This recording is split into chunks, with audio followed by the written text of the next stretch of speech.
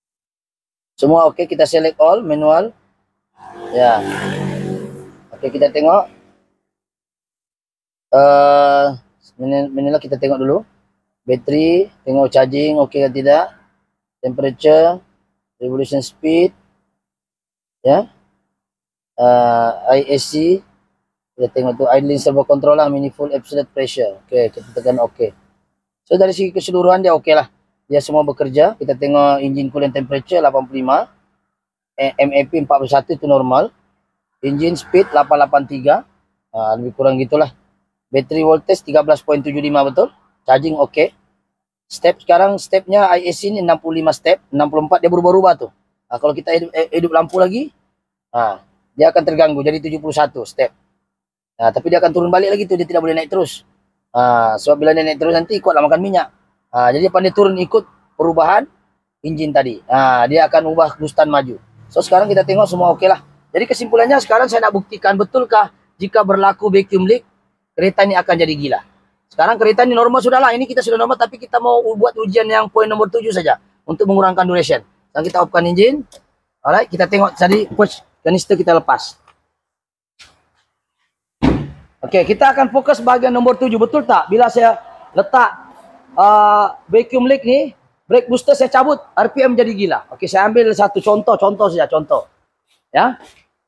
Contoh saya ambil ni, saya kasih lepas contoh ada kebocoran, hosnya patah ataupun pecah. Boleh jadi tak kebocoran tu? Boleh tak jadi dia punya masalah? Boleh. Sekarang saya buka. Berlaku kebocoran ini kita nak buktikan bila vacuum leak tu mengganggu tak RPM. Ya, mengganggu. Oke, sekarang kita try buka dulu. Try saja ya.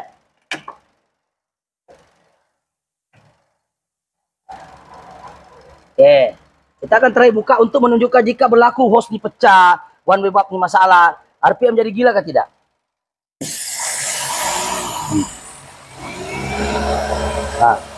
Tuh. Jadi gila, betul? Tuh, jadi gila dah. Tengok RPM di dalam, gila ke tidak?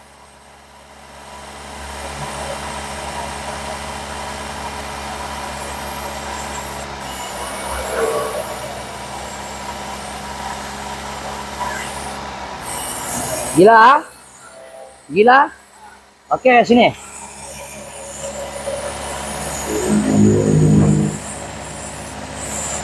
Oke, kita tutup ini. Oke, kereta akan normal balik. Sekarang bayangkan saya kasih kanister yang ini. Push kanister nih. Ini saya buka ya. Gila ke tidak gila itu RPM? Gila. Oke, sekarang tengok. Ini push kanister. Tapi mau hati-hati soal ini keras. Kita tengok RPM sana.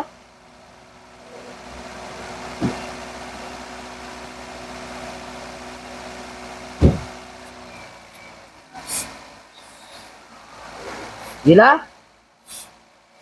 Oke, sini. Alright. Oke, sekarang kita tutup kanister ini kita tutup. Normal balik ya.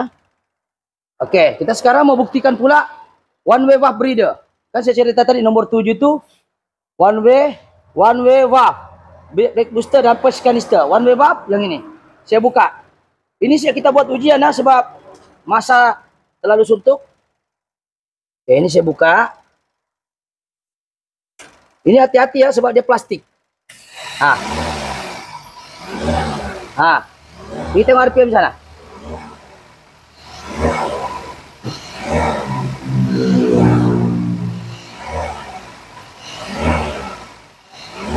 Oke, sini.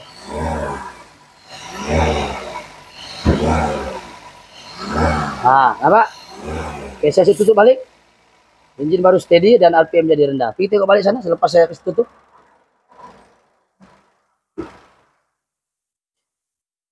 Oke, stabil. Alright. Jadi sekarang ini bukti menunjukkan kalau ada kebocoran vacuum leak, RPM pun jadi gila.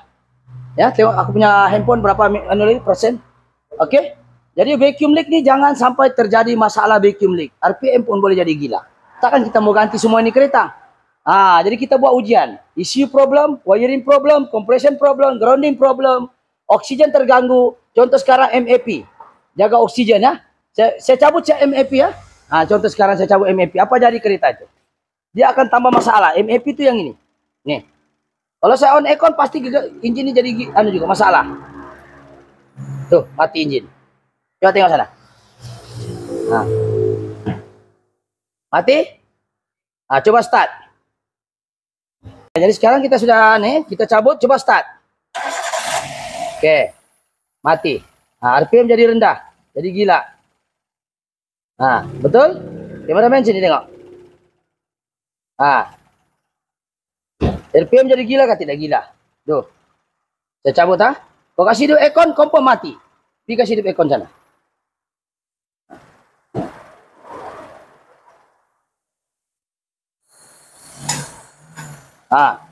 Nah, kompresor jadi gila. Nggak jual mati. Tuh. Kompresor jadi gila, betul?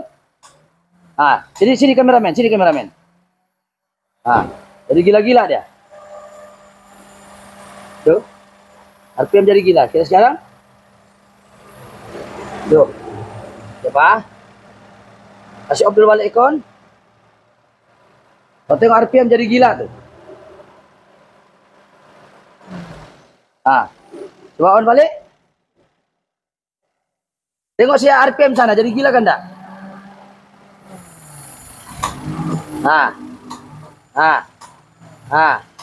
Betul RPM jadi gila. Saya sambung Saya sambung. Dia stabil. Saya cabut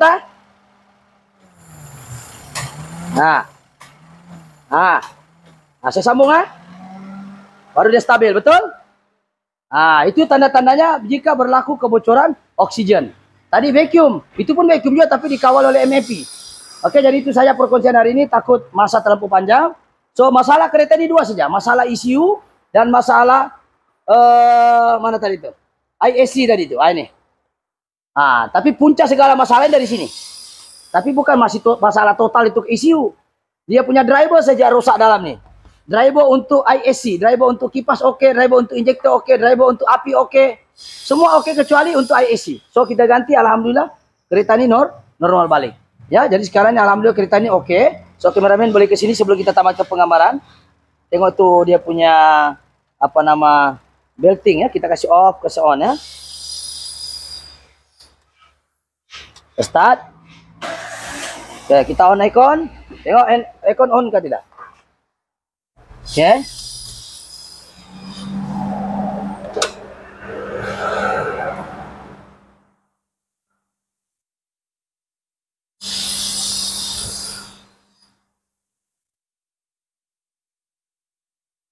Oke, kameramen tengok sini. Kamera tengok sini. Oke, sekarang on aircon ya. On aircon. Setelah kita ganti ECU ya. ECU-nya mana sudah tadi itu? Itu sana ECU yang baru sana lah. Coba flash, dia boleh flash kah? Yang sana tuh nih. Ini yang baru kita pasang. Yang tadi itu yang ada besi dia punya. So, aircon tidak sudah masalah ya. Kalau tengok yang asal kan dia begini. Coba pause dulu. Oke, ini. Ini yang asal kan? Inilah masalah di KIB ya.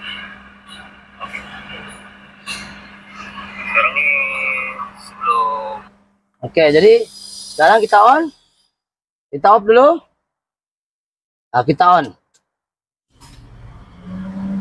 Sekarang dia oke sudah lah. So, bagi saya itu saja untuk hari ini.